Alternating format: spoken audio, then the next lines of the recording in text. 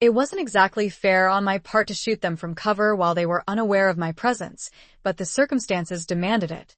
There were 6 people in the clearing.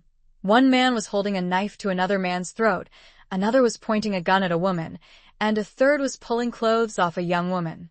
My first shot hit the man with the knife square in the forehead, and he collapsed like a puppet with its strings cut.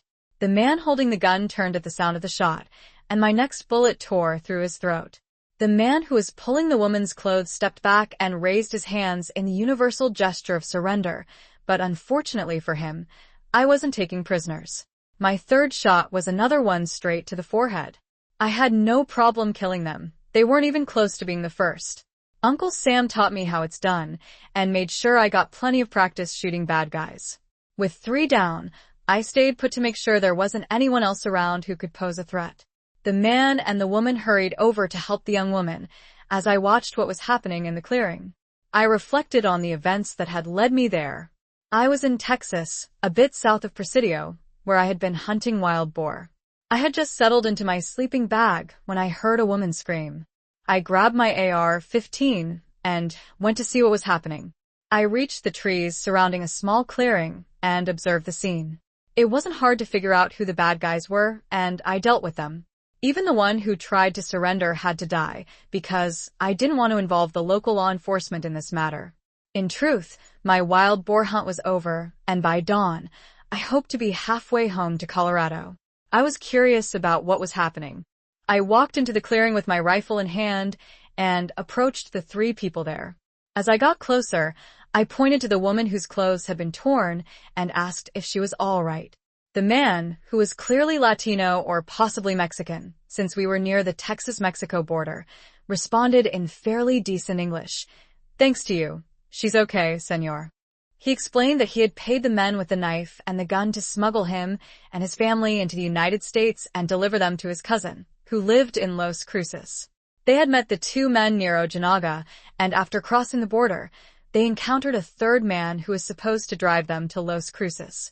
They were brought to the clearing, and one of the men said he needed a little extra sweetener for what he was doing and began tearing Juanita's clothes.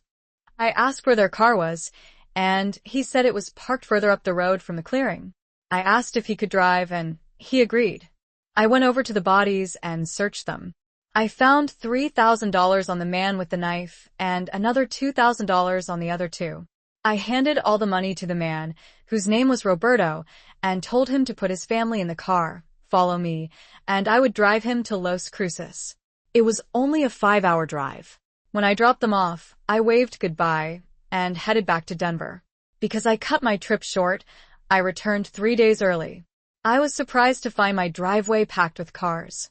I assumed my wife had probably invited some of her friends over for a card party. I went inside and discovered I was half right. There was a party, but no cards in sight. Steph N's best friend was on the couch with some guy I didn't recognize. Thus, one of the women I worked with, was draped over the back of a chair, and another guy, one of N's coworkers, though I couldn't recall his name, was with her. Seeing all this, I had no doubt what I would find when I reached our bedroom. As I passed by the guest room, I peeked in and saw N's brother Tom with another one of N's coworkers. When I got closer to our bedroom, I heard a man's voice shout, "I'm almost done, who's next?" When I reached our bedroom, I saw I was right. She was on our bed with her boss. Have I mentioned that I pulled out my phone and recorded everything? Needless to say, my appearance caused quite a bit of chaos. Steph spotted me, yelled, "Oh crap," as she tried to wriggle free from the guy with her. The man with her stepped back, raising his hands defensively, as if to say, "Hey man, this isn't my fault. I'm just along for the ride." Tom's expression, as I passed the guest room, said it all. "What the hell? You're not supposed to be here." But the absolute terror on N's face was something I knew I'd remember for years. Rick, her boss, decided to play the tough guy and jumped off the bed, assuming some kind of karate stance. I just laughed at him. I knew how this sort of thing worked. If I attacked him, the cops would put the handcuffs on me because he was N's guest. But if I could get him to attack me first, I could beat him up and walk away clean. That's why I laughed at him. I wasn't mocking Big Bad Rick. I added to the laughter. You look ridiculous standing there in a fake martial arts pose with your pathetic little excuse of a manhood dangling down. That did the trick, and he lunged at me. Did I mention I've been recording everything from the moment I walked in? I think he figured that since I was holding my phone and filming, he'd get the chance to take me down, and if he got in the first hit, he could finish me off. When he rushed at me, I threw my phone at his face, and when he raised his hands to block it, I punched him in the groin. He doubled over, grabbing himself, and dropped to his knees. I calmly picked up my phone, helped him back to his feet, twisted his left arm into a lock, and marched him through the house to the front door. Then, I shoved him naked out onto the porch, shut the door, and turned on the porch light. While I'd been dealing with Macho Rick in the bedroom, almost everyone else had dressed and left, except for 3 people. Tom, who said he stayed to make sure I didn't hurt his sister, Steph, who claimed she would be there for support if needed, and of course, Steph asked what I planned to do. I told her I was going to divorce him, and why. It was just casual sex. There was no love in it. I don't think so, she replied. She took the same vows I did. I felt desire for other women, but I never acted on it beyond that desire. I've been madly in love with you ever since, she continued, but I swore to leave everyone else behind and never even hinted at how I felt. We made those same vows, and I broke them. From what I can tell, this has been going on for some time. I returned to the bedroom, where she was sitting on the bed, crying. I told her to stop crying and pack her things. She sobbed, "I don't have to leave. This is my house too." "No, it's not anymore," I responded. "Remember the prenuptial agreement your father insisted I signed before our wedding?" Her family was fairly wealthy, and her father wanted to ensure the family business stayed in the family. I didn't care about his business. All I wanted was his daughter, so I signed it without even bothering to read it. I tossed it in a drawer and forgot about it. That is, until my brother caught his wife cheating and divorced her. His wife acted like a thief, and my brother got taken advantage of. One evening, while we were having drinks at Rick's bar, he told me he wished he had a prenuptial agreement like mine. Out of curiosity, I dug it up and read through it. There was a clause about marital infidelity stating that the guilty party would leave the marriage with nothing but the clothes on their back and whatever was in their name. Everything she and I had was shared, so she ended up with nothing, dressed and left, undoubtedly taking her naked boss with her. The next morning, I went to the bank as soon as it opened. I closed all our joint accounts and opened new ones solely in my name. Then, I found a lawyer and initiated divorce proceedings. I also learned that we lived in a no-fault divorce state when I asked if it mattered that her boss was also the owner of the company she worked for. He asked me if I knew whether the company had a corporate policy and procedures manual. I told him I was pretty sure they did. He then asked if I knew whether there was a section about relationships between a supervisor and someone they supervise. I said I was almost certain there was and had a copy of that manual at home. I figured it was still there since all she had taken with her was her clothes. When I got home that evening, I checked and sure enough, the manual was still sitting on the shelf in our home office. The next morning, I took it to my lawyer. After reading it, he said, "We've got him." The papers were served to and her boss at work in front of all their coworkers. 2 days later, we received a response from their side. When I got home from work, Anne's father was sitting on the porch. After we exchanged greetings, which were polite, he asked if we could go inside and talk. Once inside, he asked, "What's this nonsense about you divorcing and kicking her out of the house? It's her home too. I caught her cheating and threw her out. This is all because of you. Remember the agreement you made me sign before we got married? The one that said if either of us cheats, the cheater leaves with nothing but their clothes. Do you remember that? She's human, Bob. She makes mistakes like everyone else and loves you to death. I'm sure you can get past this. I know you love her. Maybe if it had been a one-time mistake, but from what I've learned, this has been going on for over a year and with more than one man. That agreement you signed was only meant to keep the business in the family. Then you should have written it that way. The way you worded it, it's clear that if either of us cheats, they walk away with nothing. This is all your fault. You wrote it. You made me sign it. This is on you, and you need to go easy on her, son. If you force me to hire a lawyer for her, things could get messy. I pulled my phone out of my pocket, pressed a few buttons, and said, "You want trouble? I'll give you trouble." I held up the phone so he could see for himself what I discovered. He looked at it and then, with surprise, said, "Wait, that's Tom." Yes, it was him. Then he heard from our bedroom, "I'm almost done. Who's next?" As I approached the door, then he saw his dear daughter and her lover trying to get out of bed. I stopped the video and said, "How unpleasant would it be for all your friends and relatives to receive a personal copy of this?" "You wouldn't dare," he replied. "Oh, I would if you stay out of this on the day the divorce is finalized. I'll destroy it. No one but you, me, and my lawyer will ever see it. But if you hire a lawyer to fight the divorce, I'll go nuclear. The choice is yours." Then he surprised me by pulling a .38 revolver from his pocket and demanding I hand over my phone. "For what?" I asked. "What are you going to do with it?" "Delete that cursed video," he replied. "Fine," I said, "then it's nuclear war," and I handed him the phone.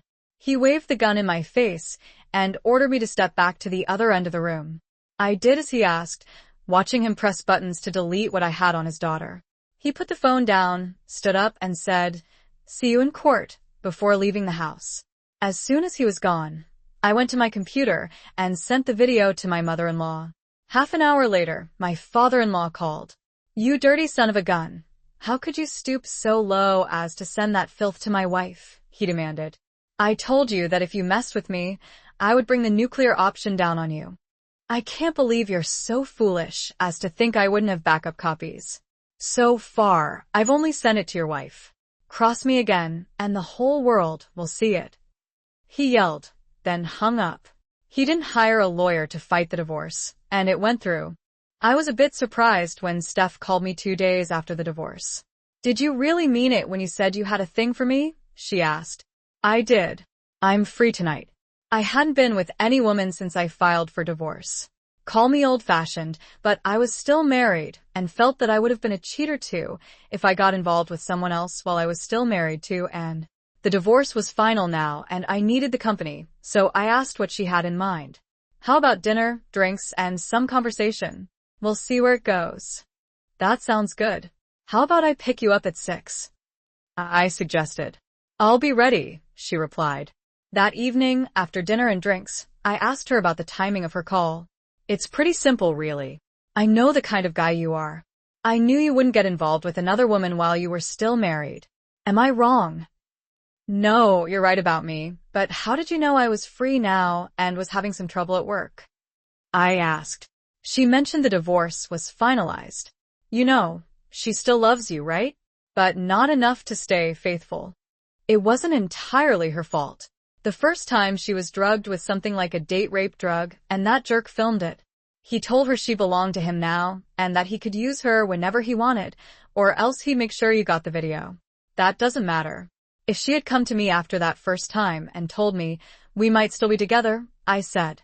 But she didn't trust me or believe in my love for her enough to do that. Why are we ruining our date by talking about her? So, what's next?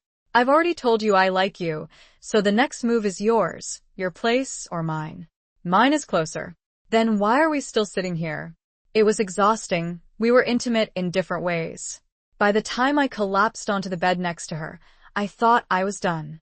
Then she said, "Do you have enough energy left for one more round?" At that, I felt a twitch of excitement. I had never done that before, and always refused to even try. "I don't know when I fell next to you. I thought I was finished." "Want to bet I can get you going again?" she challenged. "Should I try?" "Go ahead," I said. It took her a while, but she managed it. Then I told her she'd have to guide me through it, as I'd never done that before. She gave me a strange look when I said that, and I asked her why she was looking at me like that. She replied, "I love it when I'm taken that way." Another thing I can hold against her since she never did that with me. Steph explained how it's done, and I liked it when we were finished.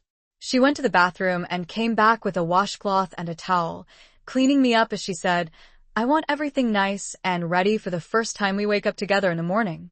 That was my first clue that Steph planned to stay the night.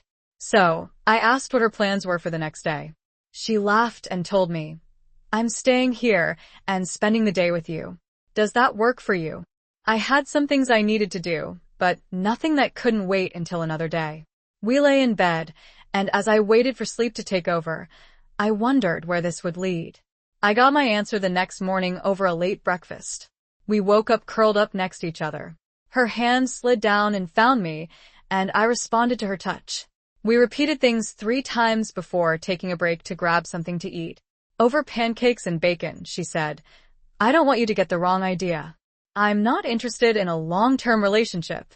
I already know I'm not capable of being faithful to any man. But if you're interested in a casual friendship, I'm all for it." I didn't have any other plans, so I thought, why not, and told her she could count on me. We spent the rest of Saturday and the first half of Sunday wearing each other out. Needless to say, she left me exhausted when she finally went home. She was still trying for more when I couldn't even keep my eyes open. 3 months into my relationship with Steph, my lawyer called to inform me that my lawsuits had been settled. After deducting his fees, I was left with $1.3 million. About a month later, Steph told me that our relationship had run its course, but she hoped we could stay friends. I told her we could. Over the next 6 months, I dated several different women and had enough fun to keep me happy. But I still hadn't found anyone I wanted to settle down with. It was a Tuesday evening, and I stopped in for dinner at Tracy's Amigos. I was looking over the menu when the waitress came to take my order. I asked for house margarita, 3 cheese and onion enchiladas, rice and beans. The waitress said, "Very well, senor. Perhaps you could make sure I get home safely when I finish work tonight." I looked at her in confusion and asked, "What? Didn't you appoint yourself as my protector? That night near the Ojinaga Bridal Bridge, that was you." It was. "I couldn't tell you were all bundled up and your head was covered with a scarf. I thought you'd be in Los Cruces. I couldn't find work there. There were too many like me and not enough jobs. My cousin suggested I come to Denver because there were plenty of opportunities here." She glanced at the clock and said, "I need to go place your order. Maybe we can talk more later." She left to take care of my order, and as she walked away, I couldn't help but notice she had a great figure, which matched her pretty face. I decided that maybe we should talk later.